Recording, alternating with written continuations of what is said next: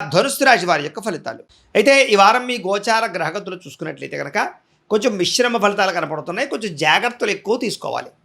ముఖ్యంగా డబ్బులు విపరీతంగా ఖర్చు అవుతాయి ఈ వారం అంతా కూడా. కాబట్టి ఆచితూచి ఖర్చు పెట్టడానికి ప్రయత్నం చేయండి. అనవసరమైన దుబారా ఖర్చులు చేయడం కానీ, ఆన్లైన్ షాపింగ్లు చేయడం కానీ, గొప్పల కోసం పోయి డబ్బులు ఖర్చు పెట్టడం కానీ ఇవంటివి చేయకండి. ఏదో డబ్బులు వచ్చేస్తాయని ముందుగానే ఈఎంఐల ద్వారా లేకపోతే క్రెడిట్ కార్డుల ద్వారా డబ్బులు ఖర్చు పెట్టినట్లయితే తర్వాత రోజుల్లో చాలా ఇబ్బందులు పెడతారు. చాలా జాగ్రత్తగా ఉండాలి.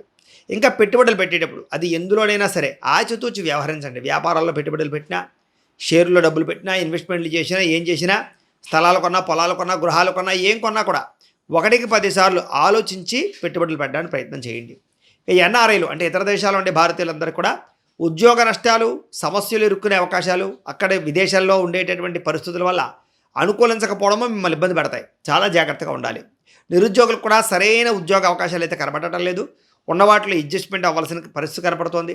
చాలా జాగ్రత్తగా ఉండాలి. వచ్చినటువంటి ఉద్యోగాలు చేసుకోవాలి తప్ప ఏదో అలాంటి కంపెనీలో రావాలి, అంత జీతం రావాలని ఎదురు చూస్తూ ఉంటే కనుక మీకు ఇబ్బందులు కనపడుతున్నాయి.